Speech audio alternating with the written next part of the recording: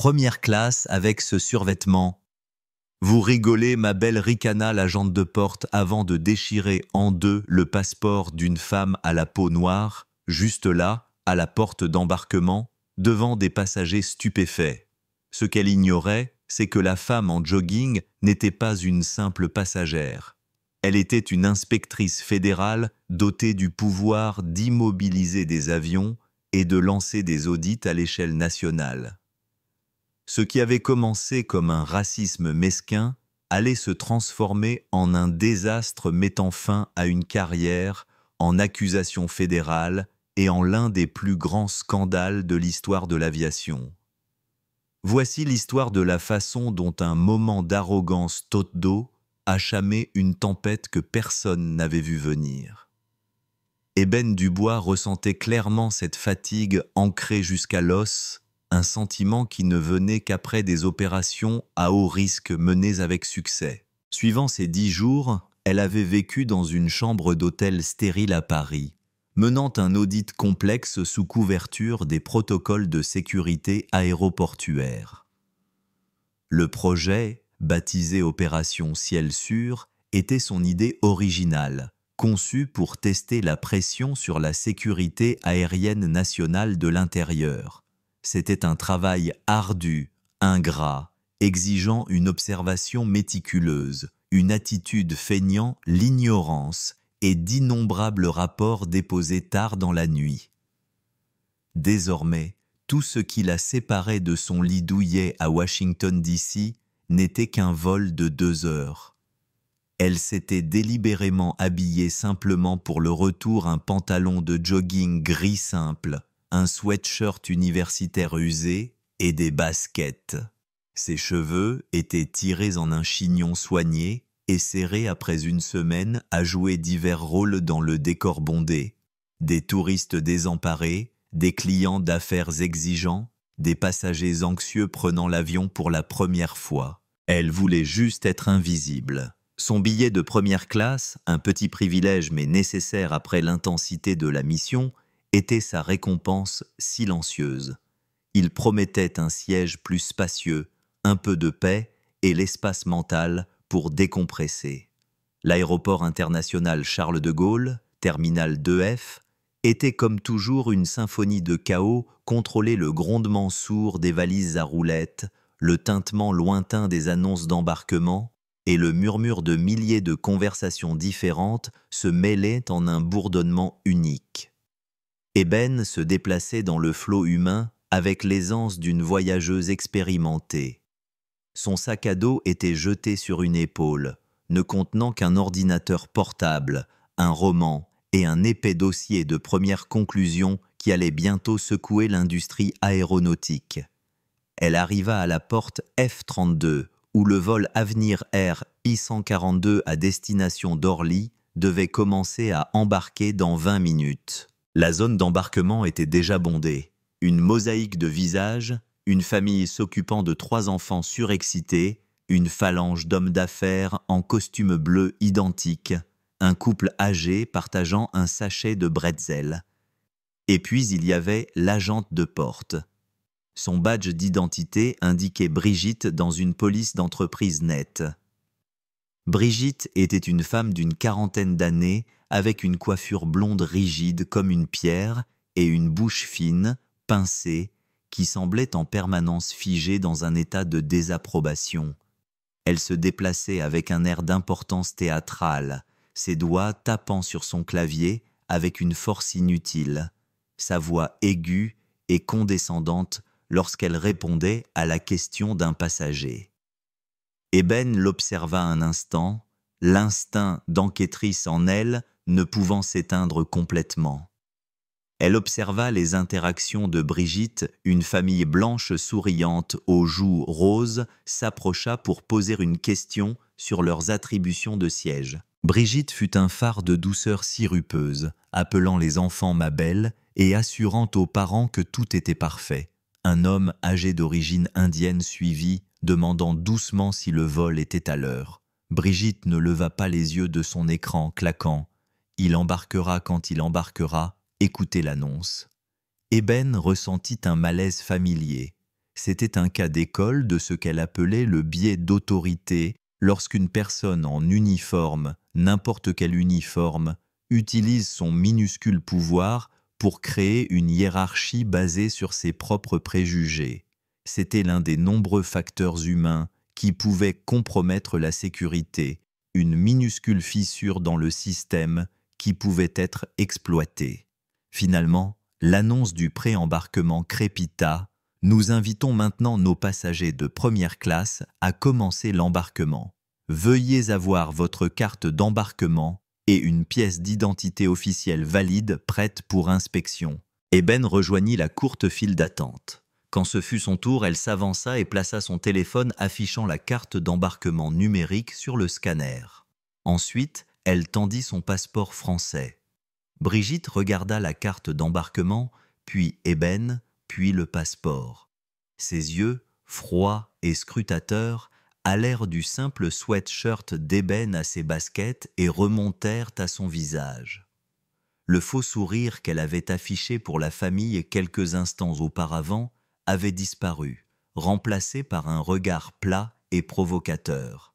« Un passeport pour un vol intérieur ?» demanda Brigitte, son ton dégoulinant de suspicion. « C'est ma pièce d'identité principale, il est valide », répondit Eben, sa voix égale et calme. Elle l'avait utilisé toute la semaine sans problème, c'était une pratique courante. Brigitte prit le livret bleu foncé, ses doigts le feuilletant avec un air dédaigneux. Elle le tint à la lumière, l'inclina, puis plissa les yeux sur la photo. « Cette photo ne vous ressemble pas beaucoup. » Eben resta immobile. La photo avait 5 ans, mais c'était incontestablement elle. « Mon visage a moins changé que vous ne le pensez, » dit-elle, gardant toujours son ton léger. Brigitte laissa échapper un bref rire moqueur. « Drôle, ici vous avez l'air plus jeune, plus heureuse. » Elle tapota d'un ongle manucuré la page de données. Eben Dubois. Docteur en quoi philosophie. Laissez-moi deviner histoire de l'art. Les micro-agressions s'accumulaient, chacune comme une coupure de papier minuscule. Eben reconnut immédiatement le schéma, c'était un scénario qu'elle avait vu se dérouler d'innombrables fois, non seulement dans son travail, mais dans sa vie. La remise en question de ses qualifications, l'insinuation de malhonnêteté, le défi à sa simple présence dans un espace où Brigitte sentait qu'elle n'avait pas sa place. « Mon doctorat est en ingénierie aéronautique », déclara Eben, sa voix perdant sa légèreté pour prendre une clarté professionnelle. « Y a-t-il un problème avec le document? Où puis-je embarquer ?» La franchise de la question sembla provoquer Brigitte. Ses lèvres se serrèrent en une ligne acérée.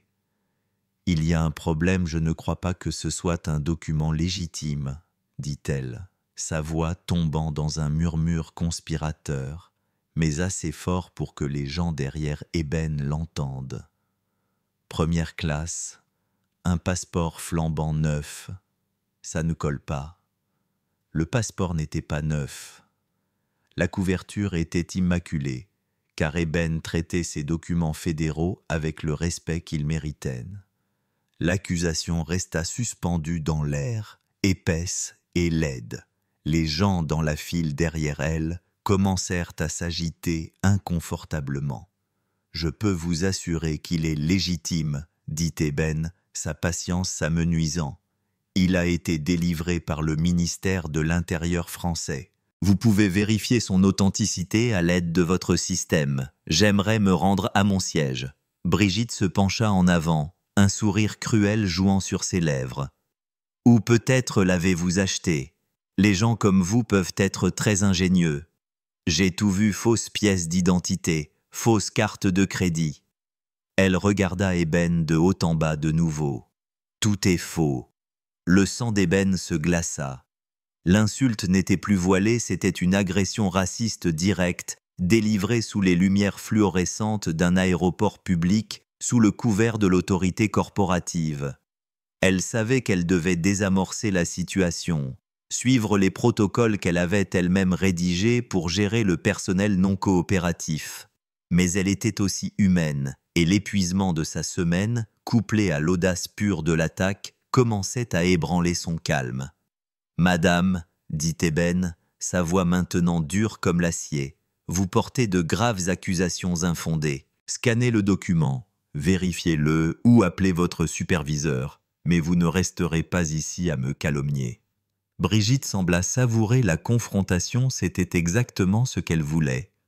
Elle tint le passeport entre son pouce et son index, comme s'il s'agissait d'un objet souillé. « Oh, je vais faire plus que ça !» siffla-t-elle, elle, ses yeux brillants d'un étrange feu vindicatif. « Je vais résoudre cette situation tout de suite. » Et d'une torsion soudaine et sèche de ses poignets, elle déchira le passeport en deux. Le son fut étonnamment fort dans le calme relatif de la zone d'embarquement. Un doux son de déchirement qui sembla aspirer tout l'air de l'espace autour d'eux. Les deux moitiés du livret bleu, avec la photo immaculée d'ébène et le sceau national maintenant sectionné, flottèrent des doigts de Brigitte et atterrirent sur le comptoir avec une finalité silencieuse. Un instant, il y eut un silence absolu. Les passagers dans la file fixaient, bouche bée. Brigitte se tenait la poitrine bombée, un regard triomphant sur son visage, comme si elle venait de vaincre un grand mal. Eben regarda les deux morceaux de son passeport. Le document qu'il avait emmené à travers le monde, le symbole de sa citoyenneté, la preuve de son identité, gisait en ruine. Et à ce moment-là, la voyageuse fatiguée, la femme invisible en jogging, cessa d'exister. À sa place, Eben Dubois, l'inspectrice fédérale, l'architecte de l'opération Ciel Sûr, prit le relais. L'épuisement s'évanouit, remplacé par une vague de concentration glaciale et cristalline. Brigitte n'avait aucune idée de ce qu'elle venait de faire. Elle pensait avoir gagné une petite bataille mesquine contre une personne qu'elle jugeait indigne. Elle avait grandement tort. Elle venait de déclencher une guerre. Le silence qui suivit la déchirure du passeport fut profond. C'était un vide, un gouffre, là où le bourdonnement normal de l'aéroport avait été. Tous les regards à la porte F-32 étaient désormais fixés sur la scène au comptoir d'embarquement. Les hommes d'affaires avaient arrêté leur conversation discrète, les enfants du groupe familial étaient figés, leur énergie tapageuse instantanément éteinte. Une jeune femme, se tenant quelques personnes en arrière dans la file économique, leva instinctivement son téléphone, son objectif de caméra tel un petit œil sombre et inexpressif. Brigitte sembla se délecter de l'attention. Elle croisa les bras, un sourire suffisant et autosatisfait gravé sur son visage. Elle avait fait valoir son point de vue. Dans son esprit, elle avait démasqué une fraude et protégé l'intégrité de sa compagnie aérienne. Elle était l'héroïne de sa propre petite et laide histoire. Eben ne regarda pas Brigitte. Elle ne cria pas, elle ne pleura pas. Son regard était fixé sur les deux moitiés de son passeport, gisant sur le comptoir usé. Les bords nets de la déchirure étaient une blessure viscérale. Elle vit l'aigle sectionné sur le grand sceau de la République française, symbole de la nation qu'elle servait, désormais coupé en deux par un acte de petite malice. Elle leva lentement les yeux et rencontra le regard triomphant de Brigitte. Brigitte s'attendait à de l'hystérie. Elle s'attendait à une tirade, des larmes, un effondrement satisfaisant qui justifierait ses actions. Ce qu'elle obtint fut quelque chose de bien plus déconcertant, une immobilité absolue. Le visage d'Eben était un masque de contrôle placide, mais ses yeux contenaient une nouvelle intensité, une concentration si nette et pénétrante qu'elle ressemblait à une force physique. L'air crépita entre elles. « Vous venez de détruire un document fédéral français, dit Eben. » Sa voix était calme, presque conversationnelle. Pourtant, elle portait avec une clarté anormale à travers la zone de porte silencieuse. Ce n'était pas la voix d'une victime, c'était la voix d'un évaluateur, d'un juge. C'est une infraction fédérale. Selon un article du Code pénal, la mutilation ou l'altération d'un passeport peut entraîner une peine allant jusqu'à 25 ans de prison. Le sourire suffisant de Brigitte vacilla pour la première fois, une lueur d'incertitude traversa son visage. Elle s'attendait à des accusations de racisme, pas à des citations de loi fédérale. C'était un faux, bredouilla T.L., sa bravade commençant à sonner creux. J'étais dans mes droits en tant qu'agente de cette compagnie aérienne lorsque vous n'y étiez pas, la coupa ébène, sa voix toujours égale, mais maintenant teintée d'une autorité impossible à ignorer. Vous aviez une procédure pour laquelle je suppose que vous avez été formé. Vous devez utiliser le scanner de documents et le système de lumière UV pour vérifier ses caractéristiques. Si vous avez encore des doutes, vous devez contacter un superviseur et la sécurité aéroportuaire. À aucun moment cette procédure n'implique que vous, citoyenne privée employée par une entreprise, décidiez unilatéralement de détruire une propriété fédérale. Vous n'avez pas suivi la procédure. Pourquoi ? La question resta suspendue dans l'air. Ce n'était pas une explosion de colère, c'était un interrogatoire. La jeune femme avec le téléphone fit un pas subtil plus près. J'ai utilisé ma discrétion, dit Brigitte, sa voix prenant un ton désespérément défensif. La sûreté et la sécurité de ce vol sont ma responsabilité. Votre responsabilité est de suivre la loi et les règlements de votre compagnie, rétorqua Eben, faisant un pas délibéré en arrière du comptoir, créant un espace de commandement. Elle tendit la main dans son sac à dos. Ses mouvements étaient sans hâte et précis. Brigitte tressaillit comme si elle s'attendait à une arme. Au lieu de cela, Eben sortit son téléphone. Elle n'appela pas le 17. Elle appuya sur un seul contact de sa liste de favoris. Tandis que le téléphone sonnait, elle parla, sa voix toujours dirigée vers Brigitte, mais destinée à l'ensemble de l'auditoire captivé. « Laissez-moi vous dire ce que vous avez fait, Brigitte. Vous n'avez pas seulement enfreint la loi, vous avez, par votre discrétion, compromis la sécurité même que vous prétendez protéger. Un individu qui démontre un si mauvais jugement, qui permet à ses préjugés personnels de dicter ses actions et qui est prêt à faire dégénérer une situation aussi imprudemment, n'est pas un gardien de la sécurité. Il est une responsabilité, une faille béante et massive. » Le téléphone raccrocha à l'autre bout. L'attitude d'Eben changea de nouveau, la dureté dans sa voix s'adoucit, remplacée par un ton d'urgence professionnelle vive. « Directeur Moreau, c'est Dubois. Mes excuses pour l'appel direct. Je suis à Charles de Gaulle, porte F32. J'invoque un code noir pour l'opération Ciel Sûr. J'ai une violation de sécurité active et une destruction volontaire de propriété fédérale par un agent d'Avenir Air. J'ai besoin de l'équipe de liaison de la police aux frontières et de la gendarmerie des transports aériens sur place immédiatement. Et obtenez-moi une ligne directe avec le service juridique du siège social d'Avenir Air. Informez-les qu'ils sont sur le point d'être en rupture de leur certificat d'exploitation. Le nom « Opération Ciel Sûr » et la mention de la gendarmerie firent frissonner de choc les spectateurs. Les hommes d'affaires se regardèrent, les sourcils levés. Le visage de Brigitte était passé de suffisant à incertain, puis à une teinte gris pâle, la couleur s'étant drainée de ses joues, laissant derrière un masque crayeux et bouche bée d'incrédulité.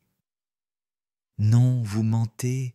murmura Brigitte, les mots se nouant dans sa gorge. « Vous n'êtes personne. » Eben mit fin à son appel et regarda directement Brigitte. Le masque de la voyageuse fatiguée avait complètement disparu. brûlée par le feu de sa mission. Désormais, elle était chaque centimètre l'officier fédéral.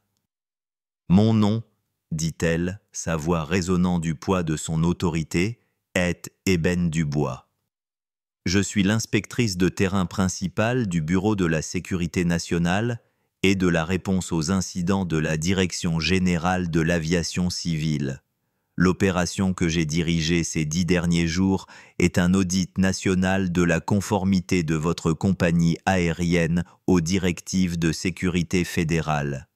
Vos actions ici aujourd'hui, votre profilage, votre mépris du protocole et la destruction criminelle de mes pièces d'identité n'ont pas simplement incommodé une passagère. Vous avez fourni un exemple vivant, documenté et, franchement, spectaculaire, du type exact de défaillance systémique que nous sommes ici pour identifier et éradiquer. » Elle marqua une pause, laissant les mots s'imprégner.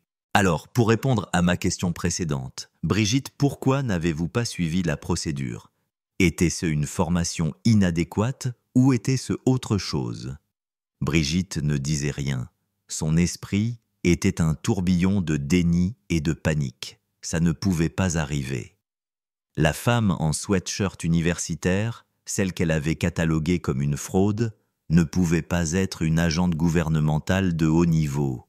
C'était une ruse, un bluff. Juste à ce moment-là, un homme à l'air pressé dans un costume légèrement trop serré se précipita vers la porte. « Mais qu'est-ce qui se passe ?» bon sang demanda-t-il, son badge d'identité l'identifiant comme François Duval, le superviseur de station. « Brigitte, qu'avez-vous fait? Nous avons un vol à embarquer. » Brigitte se tourna vers lui, les yeux écarquillés de désespoir. « François, cette femme, elle essayait d'embarquer avec un faux passeport.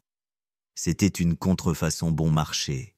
Je l'ai confisquée. » Elle gesticula vaguement vers les 2 morceaux sur le comptoir, évitant le fait que c'était elle qui l'avait déchiré. François regarda du visage paniqué de Brigitte au visage calme et impassible d'Ébène. Son réglage par défaut était de soutenir son employé, d'aplanir les choses et de faire partir l'avion à l'heure, c'était son travail. Les retards coûtent de l'argent. « Madame, commença-t-il, sa voix monotone et apaisante, je suis sûr que nous pouvons arranger cela s'il y a un problème avec votre pièce d'identité. » « Votre temps pour arranger cela est passé, monsieur Duval, » dit Ébène, ses yeux effleurant son badge. « Votre employé a commis un crime fédéral. Votre compagnie aérienne est maintenant sous enquête active de la DGAC, avec effet immédiat. Le vol 1142 ne partira pas. Cette porte est désormais une scène d'enquête fédérale. »« Rien, dit-elle, son regard balayant le comptoir, ne doit être touché. » Comme sur commande, 2 agents de la police aux frontières en uniforme apparurent au bout de la passerelle, leurs expressions sérieuses.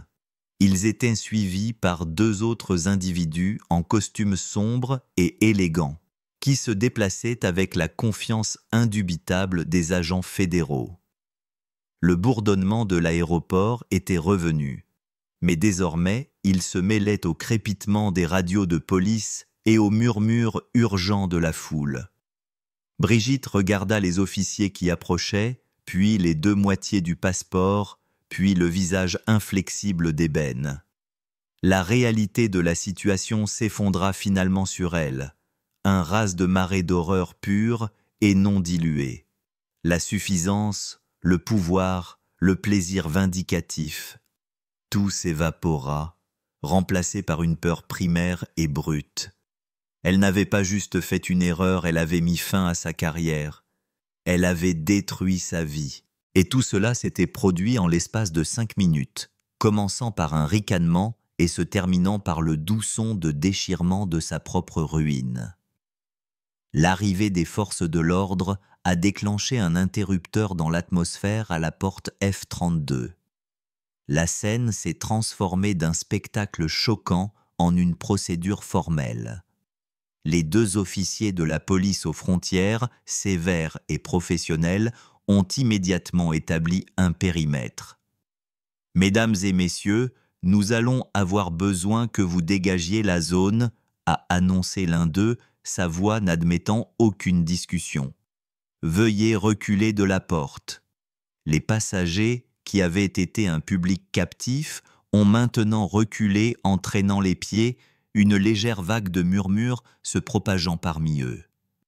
Ils n'étaient plus seulement des témoins, ils étaient désormais des spectateurs d'un incident officiel. La jeune femme qui avait filmé a baissé son téléphone mais n'a pas arrêté l'enregistrement, le laissant pendre à son côté, son objectif toujours en train de saisir la scène. Les 2 agents en civil du bureau de liaison de la gendarmerie des transports aériens ont approché Eben directement, ignorant tout le monde. L'un était un homme grand, avec une allure calme, l'autre était une femme plus petite avec des yeux vifs et intelligents. Dubois demanda l'homme, sa voix basse et respectueuse. « Agent Davis, voici l'agent Chen. Nous avons reçu l'appel du directeur Moreau. Quelle est la situation ?» Avant qu'Eben ne puisse répondre, François, le superviseur de station, s'avança, son visage un masque d'indignation perplexe. « Attendez, qui est en charge ici? C'est une porte, à venir. R, c'est ma station. Cette femme, » il gesticula vers Eben, sa voix montant, fait des menaces et perturbe notre opération. L'agent Chen tourna lentement la tête pour regarder François, son expression absolument indifférente. « Monsieur, dit-elle, sa voix plate et froide, au moment où un crime fédéral est commis sur la propriété de l'aéroport, la juridiction change. Actuellement, nous sommes en charge. Veuillez reculer et ne pas interférer. » La bouche de François s'ouvrit et se referma silencieusement. Le livre de règles d'entreprise qu'il suivait était déchiqueté devant ses yeux. Son autorité, qu'il maniait avec une telle importance personnelle dans les limites du terminal, ne signifiait rien ici. Il était dépassé, un cadre intermédiaire pris dans un courant de puissance fédérale. Eben s'adressa aux agents, son ton entièrement professionnel. « Agent Davis, agent Chen, merci pour la réponse rapide. » Le sujet, elle hocha la tête vers Brigitte, qui tremblait visiblement, est une agente de porte d'Avenir Air. Elle a refusé d'accepter mon passeport français valide pour un vol intérieur. Après une série de commentaires non professionnels et biaisés, elle a délibérément détruit le document. Elle désigna les 2 moitiés du passeport sur le comptoir. C'est la preuve. J'ai besoin qu'elle soit recueillie et préservée. Le nom du sujet est Brigitte, nom de famille inconnu pour le moment. Le superviseur de station est François Duval. L'agent Davis hocha la tête, enfilant une paire de gants en nitrile de sa poche. Il utilisa soigneusement une pince à épiler pour ramasser les 2 morceaux du passeport et les plaça dans un sac de preuves. L'acte procédural simple sembla sceller le destin de Brigitte plus que toute autre chose. Ce n'était plus une discussion, c'était une preuve dans une affaire fédérale. Les caméras de sécurité à la porte auront enregistré toute l'interaction, continua Eben, son esprit fonctionnant comme une machine finement réglée, cataloguant chaque étape nécessaire. J'ai besoin que ces séquences soient extraites immédiatement sous tous les angles avant que quiconque n'ait la chance de les effacer accidentellement. Je veux aussi les registres des employés de cette porte pour les dernières 48 heures et le protocole officiel de la compagnie aérienne pour la vérification de l'identité des passagers. C'est fait, dit l'agent Chen, parlant déjà doucement dans son dispositif de communication monté au poignet, transmettant les instructions. Brigitte regarda tout cela se dérouler comme dans un cauchemar. Le monde avait basculé sur son axe. La femme qu'elle avait méprisée et humiliée dirigeait maintenant des agents fédéraux avec un air d'autorité absolue. La dynamique du pouvoir n'avait pas seulement changé, Elle avait été inversée avec une vitesse et une brutalité à couper le souffle. C'était une prise de contrôle hostile de sa réalité. François gémit elle, se tournant vers son superviseur, son dernier espoir. « Fais quelque chose. Dis-leur que je faisais juste mon travail. Je pensais que c'était faux. Je protégeais le vol. » François la regarda, puis les agents fédéraux au visage de pierre, puis ébène. Le calcul de l'autopréservation tournait dans sa tête. Son instinct de protéger son employé était en guerre avec son instinct de sauver sa propre peau. Ce dernier gagnait haut la main. « Brigitte, qu'est-ce qui s'est passé exactement ici ?» demanda-t-il, sa voix désormais prudente, dépourvue de son emportement précédent. Il n'était plus son défenseur, il était un enquêteur cherchant à trouver une distance de sécurité de l'explosion. Elle était difficile, bégaya Brigitte, cherchant une justification qui ne sonnait pas aussi mesquine et préjudiciable que ses vrais motifs. Son histoire ne collait pas. Première classe, mais vêtue comme ça. C'était suspect. Ébène entendit cela. Elle tourna la tête, son regard se fixant sur Brigitte. Vêtue comme ça, répéta-t-elle, la question tranchante comme un éclat de verre. Veuillez clarifier pour le dossier, Brigitte, qu'est-ce que ma tenue, spécifiquement, vous a fait trouver suspect? Était-ce mon sweatshirt universitaire ou le fait qu'une femme noire le portait dans la file de première classe? La question fut une frappe de précision, mettant à nu la vérité laide de l'affaire pour que tout le monde la voie. Brigitte pâlit encore plus. « Non, ce n'était pas ça, je ne ferai pas. »« Vous ne feriez pas quoi ?» pressa Ébène, implacable. « Vous ne jugeriez pas une passagère en fonction de sa race. Vos actions et vos propres mots suggèrent le contraire, et je soupçonne que votre historique d'emploi le corroborera. » Elle se tourna vers l'agent Chen. « Je demande l'historique des plaintes du sujet auprès des RH d'Avenir Air. Je veux voir chaque plainte formelle et informelle jamais déposée contre elle. » Un petit halètement étranglé s'échappa des lèvres de Brigitte.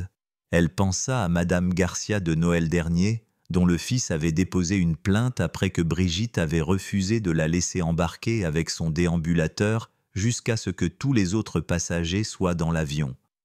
Elle pensa au jeune homme musulman qu'elle avait insisté pour soumettre à des contrôles aléatoires 3 fois de suite. Elle pensa aux innombrables roulements d'yeux, soupirs et commentaires dédaigneux qu'elle avait faits aux personnes qui ne lui ressemblaient pas ou ne parlaient pas comme elle. François avait toujours enterré les plaintes, les avait aplanies, lui avait dit d'être plus prudente, il l'avait encouragée. Maintenant, tous ces petits actes de malveillance étaient sur le point d'être exhumés et exposés sous la lumière crue d'une enquête fédérale. Le pilote du vol 1142, le commandant Hayes, un homme d'allure distingué aux cheveux argentés, s'était frayé un chemin sur la passerelle pour voir ce qui causait le retard. Il observa la scène, la police, les agents fédéraux, son agente de porte au visage cendreux, et approcha François. « François, pour l'amour de Dieu, qu'est-ce qui se passe ? » « Nous avons un avion plein qui attend de partir. »« Le vol a été immobilisé, commandant, » déclara l'agent Davies platement. « C'est une scène de crime active. » Le commandant Hayes le fixa. « Une scène de crime. » « Pourquoi ?» Ébène répondit. « Votre agente de porte a agressé un agent fédéral dans l'exercice de ses fonctions. » C'était une légère reformulation, agresser un agent en détruisant ses pièces d'identité, mais c'était techniquement vrai et portait le poids qu'elle voulait. Les yeux du commandant s'écarquillèrent. Il regarda Brigitte avec une nouvelle compréhension horrifiée. Le destin de tout l'équipage était lié à la performance de la compagnie aérienne. Un incident comme celui, si une enquête fédérale lancée sur le champ, était catastrophique. Cela signifierait des audits, des entretiens et une tache noire sur le dossier de toutes les personnes impliquées. « Mes excuses, madame », dit-il, s'adressant directement et respectueusement à Eben. « Au nom de l'équipage, je peux vous assurer que ce n'est pas le standard de service auquel nous aspirons. » Eben hocha la tête, acceptant la déclaration polie. « Votre professionnalisme est noté, commandant. Mais le standard de service n'est plus la question principale. Nous sommes maintenant passés aux questions de conformité fédérale et de conduite criminelle. » Elle se retourna vers Brigitte, qui semblait sur le point de s'effondrer. Le combat était fini, la bravade un lointain souvenir.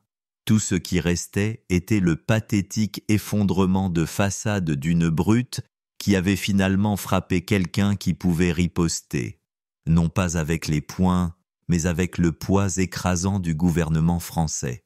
« Brigitte, dit Eben, sa voix retombant dans ce ton étrangement calme, presque doux, vous serez escortée vers une salle d'entretien sécurisée. Vous avez le droit de garder le silence. Je vous conseille vivement de l'utiliser jusqu'à ce que vous ayez un conseil juridique. Vous en aurez besoin. » Les mots restèrent suspendus dans l'air. Un verdict final dévastateur. Le scénario s'était inversé, les rôles inversés. Brigitte, la reine de la porte F32, n'était plus aux commandes. Elle était un sujet, une accusée, un dossier. Et Eben Dubois, la femme en jogging gris, était celle qui tenait la plume. La transition de la zone publique de la porte à la salle d'entretien stérile fut rapide et désorientante pour Brigitte. Un instant, elle était entourée des vues et des sons familiers. De son lieu de travail l'instant d'après, elle était assise sur une chaise en plastique dur dans une pièce beige sans fenêtre. Le seul mobilier était une table métallique boulonnée au sol et 3 chaises. L'agent Chen était assise en face d'elle, un dossier et un stylo pour seuls accessoires.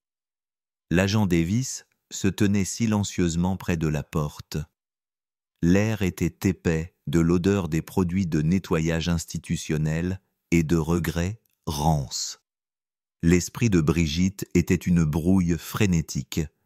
Ce devait être un malentendu, une réaction excessive colossale. Elle était une bonne employée, 22 ans, avec avenir air, de bagagiste au poste convoité de chef d'escale. Elle avait de l'ancienneté. Elle avait la protection de François. Cela ne pouvait pas arriver. « Je veux appeler mon mari, » dit-elle, sa voix mince et tremblante, « et je veux parler à François. » « Vous aurez l'opportunité de faire un appel téléphonique, » répondit l'agent Chen, son ton neutre. Elle cliqua sur son stylo. Monsieur Duval est actuellement dans une autre pièce, en train de faire sa propre déclaration. Pour l'instant, j'ai juste quelques questions préliminaires. Elle ouvrit le dossier. À l'intérieur, il y avait une seule feuille de papier avec la photo de l'employé de Brigitte épinglée en haut. Votre nom complet pour le dossier est Brigitte S. Kowalski. Oui, murmura Brigitte. Et vous avez été la chef d'escale à cette station pendant 7 ans. Oui. L'agente Chen fit une petite coche sur son papier. Mademoiselle Kowalski, au cours de vos 2 décennies avec Avenir Air, combien de fois avez-vous reçu une formation sur le protocole d'identification et de vérification des passagers, également connu sous le nom de PIV, je ne connais pas le nombre exact. Chaque année, nous avons des rappels. Et que vous indique ce protocole si vous soupçonnez qu'une pièce d'identité de passager est frauduleuse. La gorge de Brigitte était sèche. Nous sommes censés utiliser l'équipement de vérification la lumière UV, et si des doutes subsistent, nous appelons un superviseur ou la sécurité aéroportuaire. Et avez-vous utilisé l'équipement de vérification sur le passeport de Madame Dubois? Non, admit Brigitte. L'équipement était juste là, intégré à son comptoir. Cela n'aurait pris que 5 secondes. Et pourquoi pas? Parce que j'avais juste le sentiment que ça avait l'air bizarre. La façon dont elle était habillée, son attitude, tout était faux. J'étais proactive en matière de sécurité. Le visage de l'agent Chen resta impassible, mais ses yeux étaient vifs. Donc, vous avez substitué un protocole de sécurité fédéralement mandaté par un sentiment. Un sentiment basé sur ce que vous avez décrit à votre superviseur comme cette passagère étant habillée comme ça. Ce n'était pas seulement ça. Elle était arrogante, dit Brigitte, s'accrochant à des arguments faibles. Elle contestait mon autorité. Est-ce votre compréhension qu'un passager vous demandant de faire votre travail constitue une contestation de votre autorité? Rétorqua l'agent Chen avec douceur. Elle fit une autre note. Passons au document lui-même. Vous avez déclaré croire que c'était une contrefaçon bon marché. Quels éléments spécifiques du passeport vous ont mené à cette conclusion? Est-ce que la micro-impression sur la page de données était défectueuse? Est-ce que l'image holographique de l'aigle était incorrecte? Est-ce que la reliure ne répondait pas aux normes fédérales? Brigitte la regarda d'un air vide. Elle ne savait rien de tout cela. Elle avait juste jeté un coup d'œil à la photo et au nom et avait jugé. Elle n'avait jamais, en 22 ans, réellement étudié les caractéristiques de sécurité d'un passeport. Elle n'en avait pas eu besoin, elle savait juste. Il avait juste l'air faux, marmonna-t-elle, la faiblesse de sa propre excuse résonnant dans la petite pièce. Donc, pour être clair, résuma l'agent Chen, sa voix traversant le brouillard de la panique de Brigitte, sans base technique, vous avez ignoré votre formation, profilé une passagère en fonction de son apparence et de sa race, et ensuite, lorsque vous avez été interrogé, vous avez commis un crime fédéral en détruisant le document même que vous étiez chargé d'inspecter. Est-ce un résumé précis des événements? Les mots, présentés si clairement, étaient dévastateurs. Brigitte ressentit une vague de nausée. « Je veux un avocat », murmura-t-elle. « Sage décision », dit l'agent Chen, fermant le dossier. Elle se leva. « Vous serez formellement traité par la police aéroportuaire. Le parquet sera en contact concernant les accusations fédérales. » Tandis que l'agent Davis escortait une Brigitte stupéfaite et sanglotante hors de la pièce, Eben était dans le bureau du superviseur de station avec François Duval. C'était un espace encombré et désordonné, décoré de prix poussiéreux pour les départs à l'heure et de photos de François serrant des mains avec divers dirigeants de compagnies aériennes. Eben était assise sur sa chaise derrière son bureau, tandis qu'il était perché nerveusement au bord d'une chaise visiteur. L'inversion du pouvoir était absolue. L'agent Davis lui avait apporté les premières impressions qu'elle avait demandées. La première était la séquence vidéo de sécurité de la porte synchronisée sur un iPad. La seconde était un dossier mince, l'historique des plaintes de Brigitte Kowalski. « Monsieur Duval, Eben commença, sa voix calme et mesurée, « j'ai examiné le dossier de votre employé. Au cours des 5 dernières années seulement, 14 plaintes formelles ont été déposées contre mademoiselle Kowalski. 9 d'entre elles provenaient de passagers de couleur, 4 de passagers handicapés et 1 d'un passager qui semblait être d'origine moyen-orientale. » François s'agita inconfortablement. Agita. « Nous recevons des plaintes tout le temps. C'est la nature du service client. Les gens s'énervent quand ils ratent des vols. »« Oh, je ne parle pas de vols manqués, » Eben dit, ses yeux se plissant. « Je parle d'une plainte de monsieur David Chen, qui a déclaré que mademoiselle Kowalski lui avait bruyamment demandé s'il parlait français lorsqu'il a présenté un permis de conduire français valide. Je parle d'une plainte d'Aïcha Sharma, qui allègue que mademoiselle Kowalski a perdu son attribution de siège pour elle et ses 2 enfants après qu'elle ait demandé un repas pour enfants. Je parle d'une plainte d'un sergent de l'armée à la retraite, double amputé, qui affirme que mademoiselle Kowalski lui a dit qu'il ralentissait la file et qu'il aurait dû demander une assistance en fauteuil roulant, même s'il était parfaitement capable de marcher avec ses prothèses. Elle poussa le dossier sur le bureau. Et sur chacun de ces cas, monsieur Duval, je vois votre signature « Action prise, employé conseiller ». Action prise, avertissement verbal. Action prise, dossier clos. Dites-moi, en quoi consistait ce conseil? François commença à transpirer abondamment.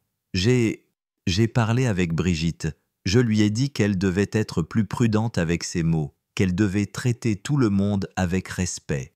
Et pourtant, le schéma a continué.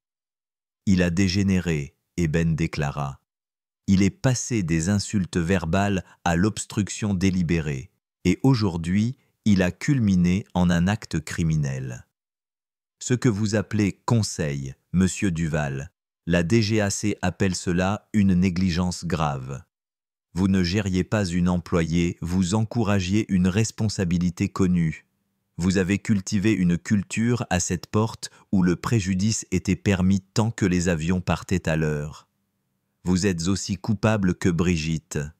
Le visage de François, déjà pâle, prit la couleur des cendres. Ce n'est pas vrai, je suis un bon manager. Un bon manager, Eben dit, se penchant en avant, n'a pas une employée qui se sent autorisée à déchirer le passeport d'une passagère devant 50 personnes.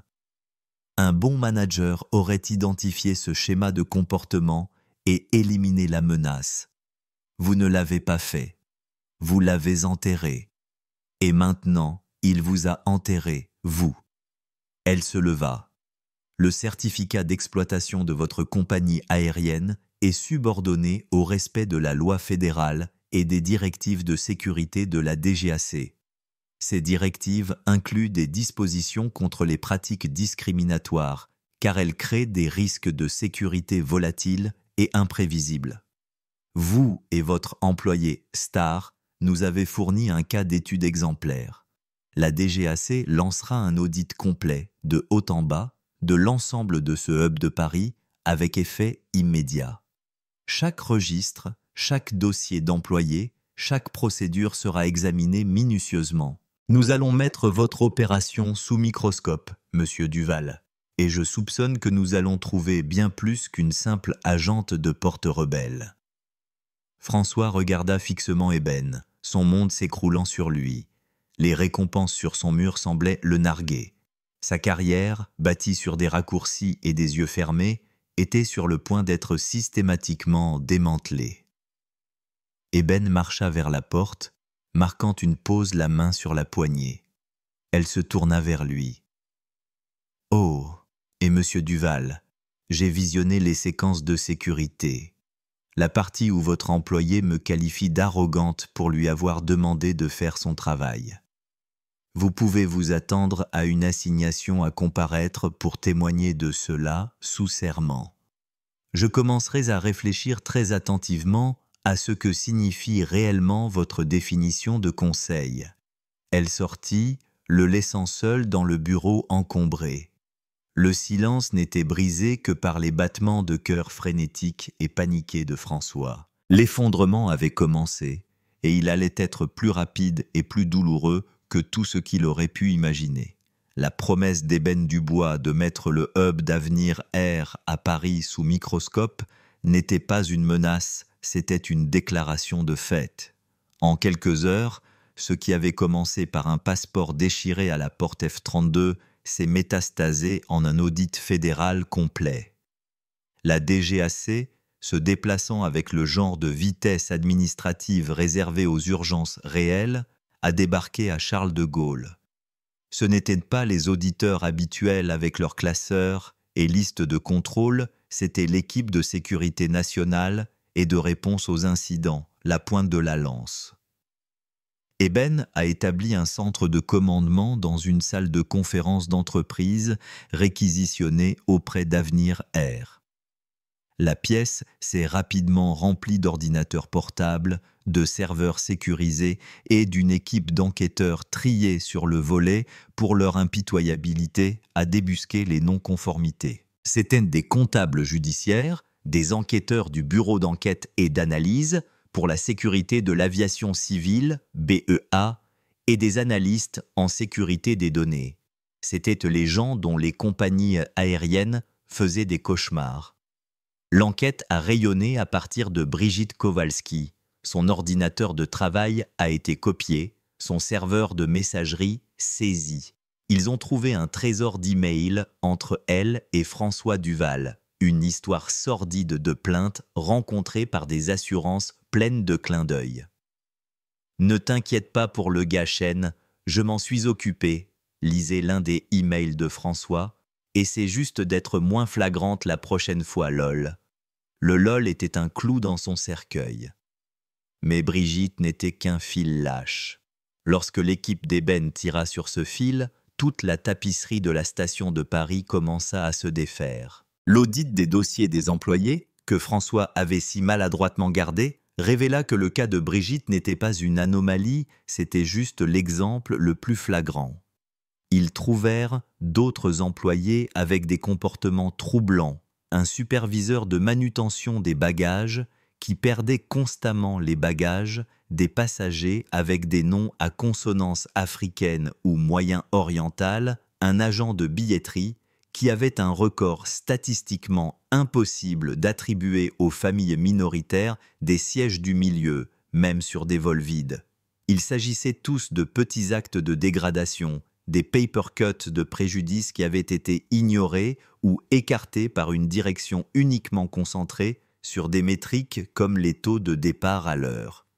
Ce n'est pas un problème de mauvaise pomme, c'est un problème de verger, déclara Eben lors d'un briefing avec son équipe 2 jours après le début de l'audit. Elle se tenait devant un tableau blanc couvert de diagrammes et d'organigrammes reliant les noms et les incidents. La culture ici, favorisée par Duval et ses prédécesseurs, est celle de l'aveuglement volontaire. La conformité est considérée comme une suggestion, pas un mandat. La priorité est le profit et la vitesse. Tout le reste, y compris la sécurité et la dignité humaine fondamentale, est secondaire. La découverte la plus accablante est venue des journaux de maintenance. Un analyste, croisant l'inventaire des pièces avec les registres de vol, a trouvé des écarts. Des petits au début, mais le schéma était indéniable, la station d'Avenir Air à Paris réduisait les coûts. Il prolongeait la durée de vie des pièces non critiques au-delà des recommandations du fabricant. Il falsifiait les inspections, signant des contrôles qui n'avaient jamais été réellement réalisés. Ils ont découvert le cas du vol 819 d'il y a 3 mois, un vol vers Marseille qui avait dû faire un atterrissage d'urgence à Lyon en raison d'une défaillance du capteur de pression cabine.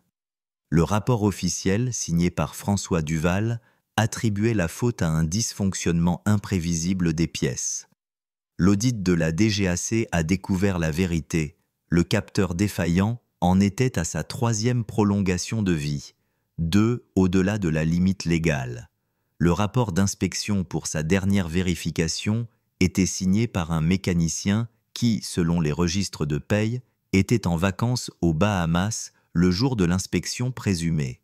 François Duval n'avait pas seulement ignoré le racisme, il avait activement participé à une dissimulation qui mettait en danger la vie de centaines de passagers.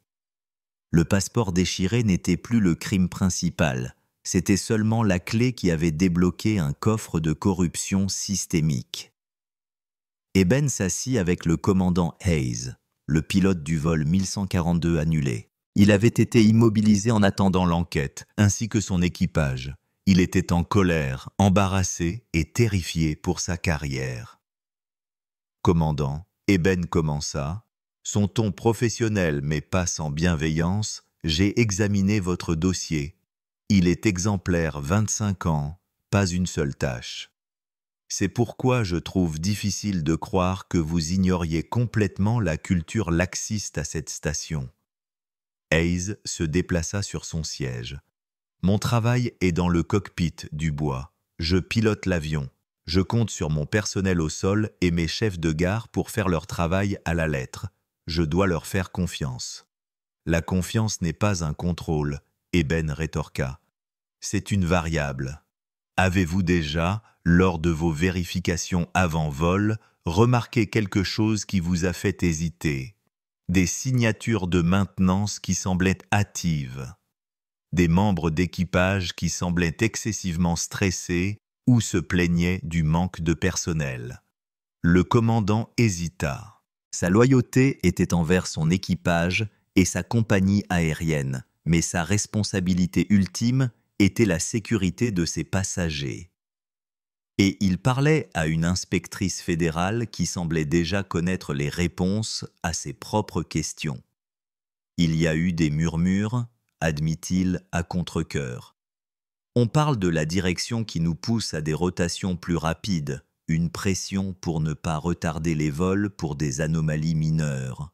On nous dit d'user de notre discrétion. Mais je n'ai jamais rien vu qui, à mon avis, compromettrait la sécurité de mon avion.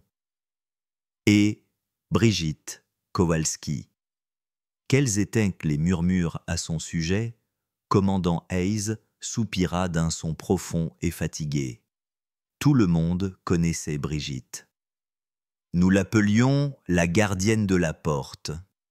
Elle avait ses favoris. Si vous étiez de son bon côté, votre embarquement était fluide comme de la soie, sinon ce n'était pas le cas. Nous avons juste essayé de rester hors de son chemin. C'était plus facile que de se battre avec elle et d'impliquer François. Donc, vous étiez conscient de son comportement, Eben conclut. Et vous et d'autres avez fait un choix conscient de l'ignorer pour le bien d'une journée plus facile. Cela, commandant, s'appelle de la complicité. C'est le terreau dans lequel des gens comme Brigitte et François grandissent. Les mots frappèrent le commandant comme un coup physique. Il s'était toujours considéré comme l'un des bons gars, un homme d'intégrité.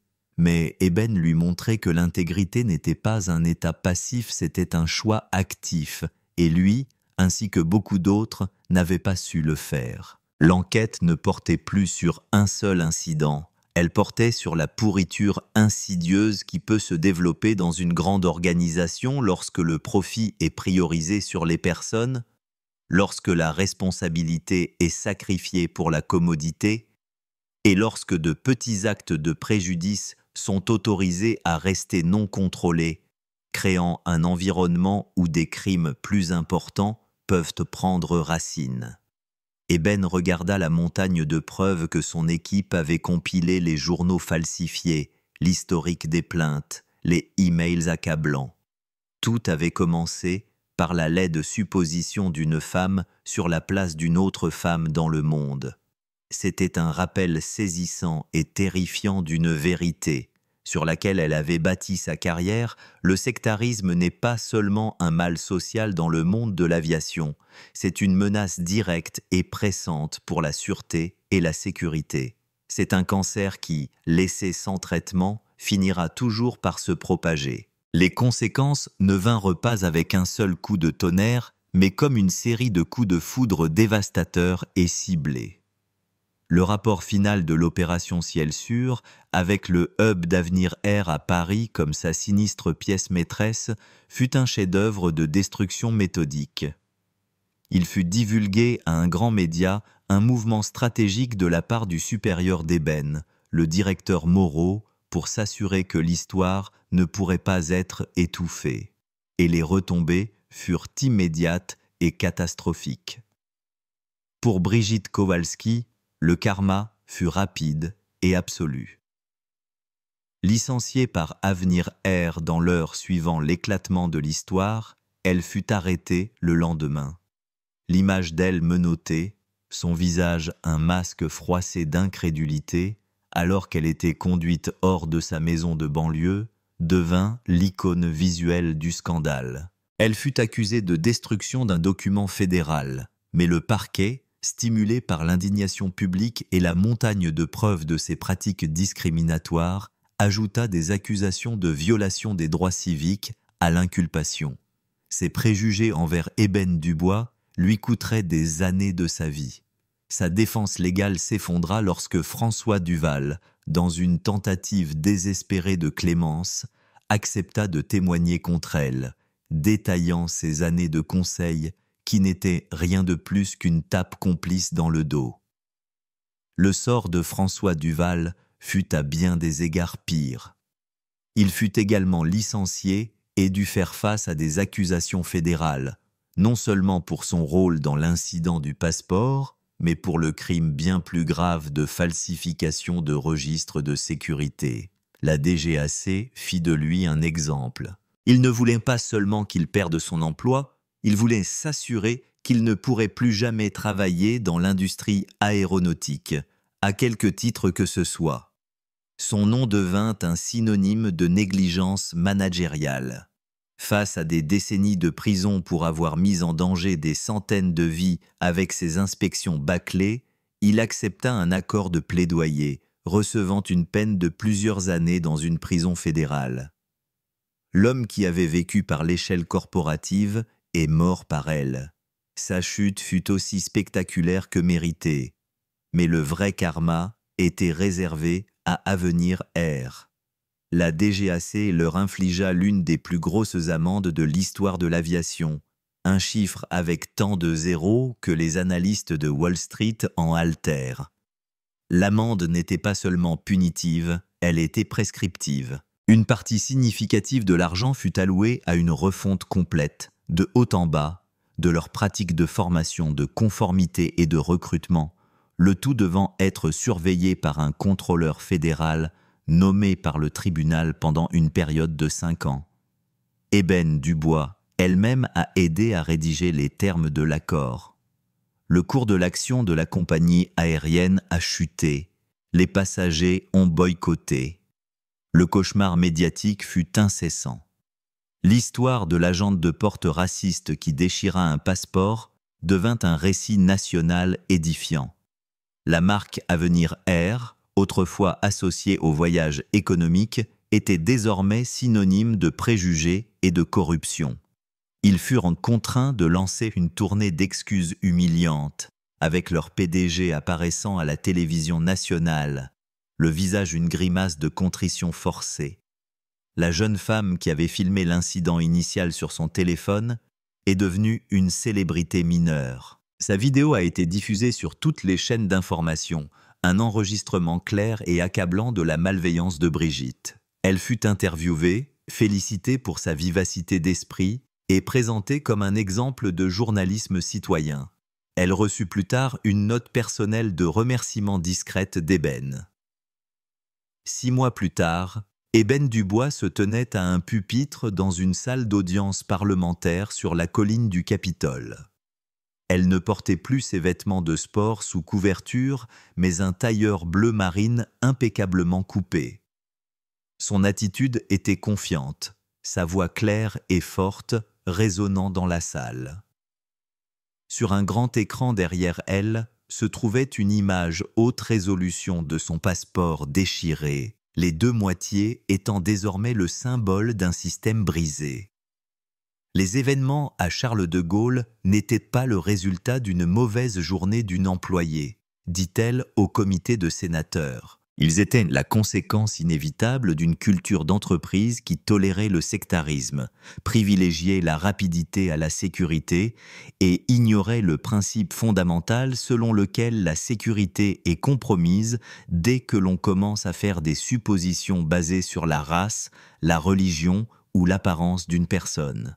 Les actions de mademoiselle Kowalski n'étaient pas seulement une insulte personnelle à mon égard, elles étaient une offense à chaque citoyen qui nous fait confiance pour assurer sa sécurité. Elles étaient une menace directe à l'intégrité de notre système d'aviation nationale.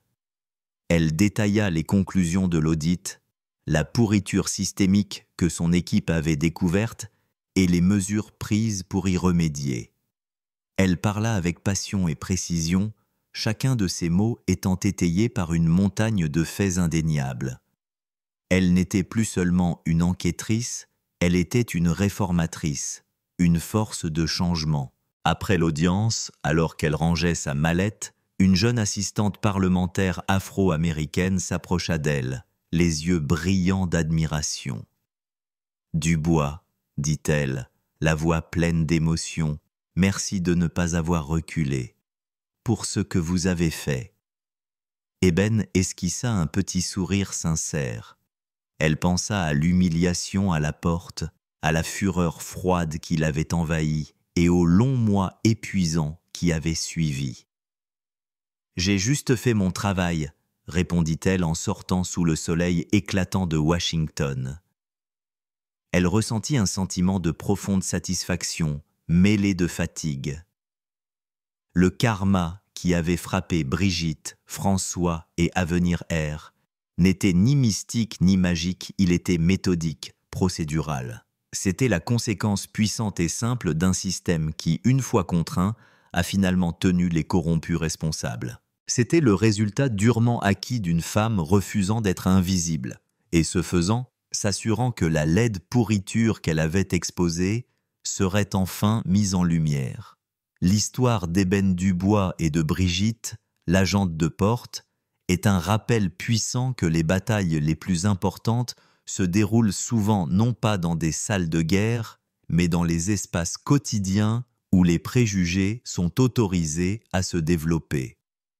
Elle montre comment le courage d'une personne peut déclencher une avalanche de responsabilités, exposant la pourriture systémique qui se cache derrière un logo d'entreprise et un badge en plastique. Le karma qui frappa Brigitte et ses complices n'était pas seulement satisfaisant, c'était un nettoyage nécessaire, une correction de cap douloureuse, mais vitale. Cela prouve que l'ignorance et la haine, lorsqu'elles sont défiées par l'intégrité et un professionnalisme implacable, finiront toujours par s'effondrer. Si cette histoire a touché votre cœur et que vous croyez au pouvoir de la responsabilisation des individus pour leurs erreurs, veuillez aimer cette vidéo et la partager avec ceux qui ont besoin de l'entendre. Et pour plus d'histoires vraies de karma dramatique et de victoires inspirantes, assurez-vous de vous abonner à la chaîne et d'activer la cloche de notification. Merci d'avoir écouté.